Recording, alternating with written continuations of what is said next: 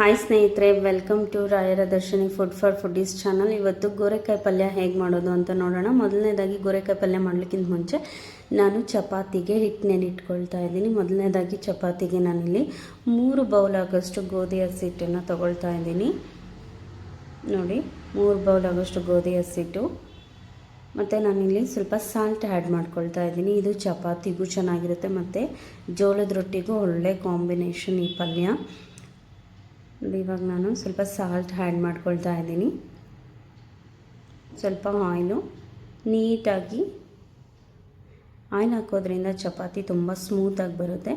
ಇದನ್ನು ಸ್ವಲ್ಪ ನೀರು ಹಾಕ್ಕೊಂಡು ಸ್ಮೂತಾಗಿ ಕಲಸಿಟ್ಕೊಳ್ಳೋಣ. ಚಪಾತಿನ ಬಿಫೋರ್ 1 ಅವರ್ ಮುಂಚೆನೇ ನೆನಿಟ್ಕೊಂಡ್ರೆ ಚಪಾತಿ ಸ್ಮೂತಾಗಿ ಮತ್ತು ಚೆನ್ನಾಗಿ ಬರುತ್ತೆ. ನೋಡಿ, ಆಲ್ಮೋಸ್ಟ್ ಎತ್ತಿಟ್ಕೊಂಡಿದ್ದೀನಿ ಇವಾಗ ಚಪಾತಿ ಹಿಟ್ಟನ್ನ. ಇವಾಗ ಒಂದು ಅರ್ಧ kg ಆಗೋಷ್ಟು ಗೋರೆಕಾಯಿನ ನಾನು ನಿನ್ನೆ ನೈಟೇ ನೀಟಾಗಿ ತೊಳೆದಿಟ್ಕೊಂಡಿದ್ದೀನಿ. ನೀವು ಬಿಡಿಸಿನೂ ಇಟ್ಕೋಬೋದು, ಏನು ತೊಂದರೆ ಇಲ್ಲ. ಬಟ್ ನಾನಿಲ್ಲಿ ಬೆಳಗ್ಗೆ ಬಿಡಿಸ್ಕೊಳ್ಳೋಣ ಅಂತ ಹಾಗೆ ಎತ್ತಿಟ್ಕೊಂಡಿದ್ದೀನಿ. ನೀಟಾಗಿ ತೊಳೆದಿದ್ದೀನಿ. ನೀವು ಇದನ್ನು ಕೈಯಲ್ಲೂ ಮುರಿಬೋದು. ಗೋರೆಕಾಯಿ ಪಲ್ಯ ತುಂಬ ಉತ್ತರ ಕರ್ನಾಟಕ ಸೈಡ್ ಮಾಡ್ತಾರೆ, ಬೆಂಗಳೂರಲ್ಲೂ ಮಾಡ್ತಾರೆ. ಇದನ್ನು ನೋಡಿ, ನಾನು 2 ಮೂಲೆಯಲ್ಲಿ ನೀಟಾಗಿ ಕಟ್ ಮಾಡಿಕೊಂಡು ಮೀಡಿಯಮ್ ಸೈಜಲ್ಲಿ ಕಟ್ ಮಾಡ್ಕೊಳ್ಳೋಣ. ನೋಡಿ, ಈ ಥರ ನಾನು ಕಟ್ ಮಾಡ್ಕೊಂಡಿದ್ದೀನಿ. ಎಲ್ಲನೂ ನೀಟಾಗಿ ಕಟ್ ಮಾಡ್ಕೊಳ್ಳೋಣ ಸ್ನೇಹಿತರೆ. ಗೋರೆಕಾಯಿ ಪಲ್ಯ ತುಂಬ ಒಳ್ಳೆಯದು ಆರೋಗ್ಯಕ್ಕೆ. ನೋಡಿ, ಒಂದೇ ಥರ ಪಲ್ಯದಿಂದ ಬೋರ್ ಆಗಿದ್ದರೆ ಈ ಥರ ಡಿಫ್ರೆಂಟ್ ತರಕಾರಿಗಳನ್ನು ಟ್ರೈ ಮಾಡೋದ್ರಿಂದ ರುಚಿನೂ ಇರುತ್ತೆ ಮತ್ತು ಆರೋಗ್ಯಕ್ಕೂ ತುಂಬ ಒಳ್ಳೆಯದು. ನಾವು ಎಲ್ಲ ಥರ ತರಕಾರಿನೂ ತಿನ್ನಬೇಕು, ಇದು ಬೇಡ ಅದು ಬೇಡ ಅನ್ನಬಾರ್ದು. ಮತ್ತು ಮಕ್ಳಿಗೂ ಕೂಡ ಈ ಚೌಳೆಕಾಯಿ, ಬೆಂಡೆಕಾಯಿ, ಹೀರೆಕಾಯಿ ಈ ಥರ ಎಲ್ಲ ಥರ ಪಲ್ಯ ಕೊಡಬೇಕು. ತುಂಬ ಮಕ್ಕಳು ಈ ನಡುವೆ ಸೊಪ್ಪು ತರಕಾರಿ ಅಂದ್ರೇ ಮುರಿತಾರೆ. ನೋಡಿ, ಈ ಥರ ನಾನು ಎಲ್ಲ ನೀಟಾಗಿ ಕಟ್ ಮಾಡಿ ಎತ್ತಿಟ್ಕೊಂಡಿದ್ದೀನಿ. ಇವಾಗ ನಾನಿಲ್ಲಿ 1-2 ಈರುಳ್ಳಿ ಆ್ಯಡ್ ಮಾಡ್ಕೊಳ್ತಾ ಇದ್ದೀನಿ. ಯಾವಾಗಲೂ ಈರುಳ್ಳಿನ ನೀವು ತೊಳೆದ್ಬಿಟ್ಟು ನೀಟಾಗಿ ಹಚ್ಕೊಳ್ಳಿ, ಯಾಕಂದರೆ ಅದರಲ್ಲಿ ಫಂಗಸ್ ಇರುತ್ತೆ ಸ್ನೇಹಿತರೆ. 2 ಮಿನಿಟ್ಸ್ ನೀರಲ್ಲಿ ನೆನೆಹಾಕಿಟ್ಟು ಇವಾಗ ಎತ್ಕೊಂಡು ಹಚ್ತಾ ಇದ್ದೀನಿ. ಮತ್ತು ಇಲ್ಲಿ ನಾನು 1 ವಾರ ಆಗೋಷ್ಟು ಟೊಮೊಟೊನ ಎತ್ಕೊಂಡಿದ್ದೀನಿ. ಆಪ್ಷನಲ್ಲು, ಕೆಲವರು ಹುಣಸೆ ರಸನೂ ಹಾಕ್ತಾರೆ, ಬಟ್ ನಾನು ಇಲ್ಲಿ ಟೊಮೊಟೊ ತೊಗೊಂಡಿದ್ದೀನಿ. ಇವಾಗ ನಾನು ಒಂದು ಚಿಕ್ಕ ಬಾಣಲಿ ಇಟ್ಕೊಂಡಿದ್ದೀನಿ. ಇದರಲ್ಲಿ 1-2 ಸ್ಪೂನ್ ಆಗೋಷ್ಟು ಹುಚ್ಚಳ್ಳಿನ ಫ್ರೈ ಮಾಡ್ಕೊಳ್ತಾ ಇದ್ದೀನಿ. ಹುಚ್ಚಳ್ಳಿ ಪೌಡ್ರ್ ಹಾಕೋದ್ರಿಂದ ತುಂಬ ಚೆನ್ನಾಗಿರುತ್ತೆ ಸ್ನೇಹಿತರೆ ಪಲ್ಯ. ಇವಾಗ ನಾನು ಒಂದು ಬಾಣಲಿಗೆ 2 ಟೇಬಲ್ ಸ್ಪೂನ್ ಆಗೋಷ್ಟು ಆಯಿಲ್ನ ಹಾಕ್ಕೊಳ್ತಾ ಇದ್ದೀನಿ. ನೋಡಿ, ಆಯಿಲ್ ಬಿಸಿ ಆಗ್ತಿದೆ. ಬಿಸಿಯಾದ ಆಯಿಲ್ಗೆ ಸಾಸಿವೆ, ಜೀರಿಗೆ ಇದು ಸ್ವಲ್ಪ ಚಟಪಟ ಅನ್ನುವಾಗ ನಾನು ಈರುಳ್ಳಿನ ಆ್ಯಡ್ ಮಾಡ್ಕೊಳ್ತಾ ಇದ್ದೀನಿ. ಈರುಳ್ಳಿನ ಕ್ಲೀನಾಗಿ ಸ್ವಲ್ಪ ಹೊತ್ತು ಬೇಯಿಸೋಣ. ಸ್ವಲ್ಪ ಹೊಂಬಣ್ಣ ಬರೋ ಗಂಟ ನೀಟಾಗಿ ಬೇಯಿಸ್ಕೊಳ್ಳೋಣ ಸ್ನೇಹಿತರೆ. ಗೋರೆಕಾಯಿ ಪಲ್ಯನ ಕೆಲವರು ಡ್ರೈ ಆಗೂ ಮಾಡ್ತಾರೆ. ತುಂಬ ಜನ ತುಂಬ ವೆರೈಟಿಲಿ ಮಾಡ್ತಾರೆ. ಬಟ್ ನಾನು ಸ್ವಲ್ಪ ವಾಟ್ರ್ ಯೂಸ್ ಮಾಡ್ಕೋತೀನಿ. ಡ್ರೈಯಲ್ಲಿ ಮಾಡಿದ್ರೆ ಸ್ವಲ್ಪ ಕಹಿ ಹೊಡೆಯುತ್ತೆ, ಆದ ಕಾರಣ. ಇವಾಗ ನೋಡಿ, ಟೊಮೊಟೊ ಆ್ಯಡ್ ಮಾಡಿಕೊಂಡೆ. ಟೊಮೊಟೊ ಈರುಳ್ಳಿ ಬೆಂದಿದೆ ಸ್ನೇಹಿತರೆ ನೀಟಾಗಿ. ನೋಡಿ, ಆಲ್ಮೋಸ್ಟ್ ಬೇಯ್ತಾ ಇದೆ. ನಾನಿವಾಗ ಖಾರದ ಪುಡಿ ಆ್ಯಡ್ ಮಾಡ್ಕೊಳ್ತಾ ಇದ್ದೀನಿ.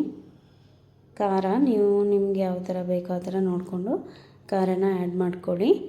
ಇವಾಗ ನಾನು ಹಚ್ಚಿಟ್ಕೊಂಡಿದ್ನಲ್ವ ಚೌಳೆಕಾಯಿ, ಗೋರೆಕಾಯಿ, ಅದನ್ನು ಆ್ಯಡ್ ಮಾಡ್ಕೊಳ್ತಿದ್ದೀನಿ. ಇದನ್ನು ಉತ್ತರ ಕರ್ನಾಟಕದಲ್ಲಿ ಚೌಳೆಕಾಯಿ ಅಂತ ಕರೀತಾರೆ. ಬ್ಯಾಂಗ್ಳೂರು ಸೈಡೆಲ್ಲ ಗೋರೆಕಾಯಿ ಅನ್ನೋದನ್ನು ನಾನು ಕೇಳಿದ್ದೀನಿ. ನೋಡಿ, ಆಲ್ಮೋಸ್ಟ್ ನಾನು ಹುಚ್ಚಳ್ಳಿ ಪುಡಿ ಪೌಡ್ರ್ ಮಾಡ್ಕೊಂಡಿದ್ನಲ್ಲ ಅದನ್ನು ಆ್ಯಡ್ ಮಾಡ್ಕೊಳ್ತಾ ಇದ್ದೀನಿ.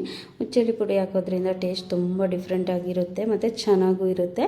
ನೀವು ಇದ್ರ ಜೊತೆ ಬೇಕಿದ್ದರೆ ಕಡಲೆ ಬೀಜ, ಶೇಂಗಾ ಪೌಡರನ್ನು ಆ್ಯಡ್ ಮಾಡ್ಕೋಬೋದು, ಆಪ್ಷನಲ್ಲು. ನಾನು ಇಲ್ಲಿ ಬರೀ ಹುಚ್ಚಳ್ಳಿ ಪುಡಿನ ಆ್ಯಡ್ ಮಾಡ್ಕೊಂಡಿದ್ದೀನಿ ಸ್ನೇಹಿತರೆ. ನೋಡಿ, ನೀಟಾಗಿ ಒಂದು 5 ನಿಮಿಷ ಬೇಯಲಿ. ಇವಾಗ ನಾನು ನೀರು ನೋಡ್ಕೊಂಡು ಆ್ಯಡ್ ಮಾಡ್ಕೊಳ್ಳಿ. ನೋಡಿ, ಎಲ್ಲ ಸಮವಾಗಿ ಮಸಾಲೆ ಎಲ್ಲ ನೀಟಾಗಿ ಇವಾಗ ನೋಡಿ, ಆಲ್ಮೋಸ್ಟ್ ಲಿಪ್ ಕ್ಲೋಸ್ ಮಾಡ್ಕೋತಾ ಇದ್ದೀನಿ. ಆಲ್ಮೋಸ್ಟ್ ಆಗ್ತಿದೆ ಪಲ್ಯ.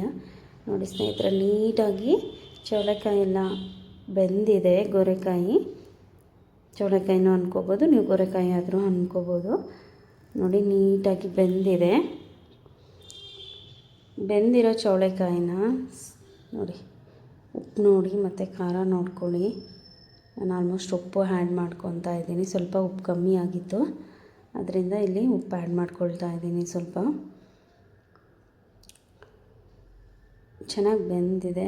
ಬೇಕಿದ್ರೆ ಕುಕ್ಕರಲ್ಲೂ ಮಾಡ್ಕೋಬೋದು ಸ್ನೇಹಿತರೆ. ನೀವು ಇದನ್ನು ನೀಟಾಗಿ ಒಗ್ಗರಣೆ ಹಾಕಿ ಡೈರೆಕ್ಟಾಗಿ ಒಂದು ವಿಸಿಲ್ ಬರ್ಸ್ಕೋಬೋದು, ಬೇಗನೆ ಆಗುತ್ತೆ. ಮಾರ್ನಿಂಗ್ ಟೈಮ್ ಮಾಡ್ಕೊಳ್ಳೋರು. ಇವಾಗ ಪಲ್ಯ ಆಗಿದೆ. ಇವಾಗ ನಾನು ಚಪಾತಿ ಮಾಡ್ಕೋತಾ ಇದ್ದೀನಿ ನೋಡಿ. ಈ ಥರ 2 ಉಂಡೆ ಮಾಡಿಕೊಂಡು ಚಪಾತಿನ ಆ್ಯಡ್ ಮಾಡ್ಕೊಳ್ಳೋದ್ರಿಂದ ಚಪಾತಿ ತುಂಬ ಸ್ಮೂತ್ ಬರುತ್ತೆ.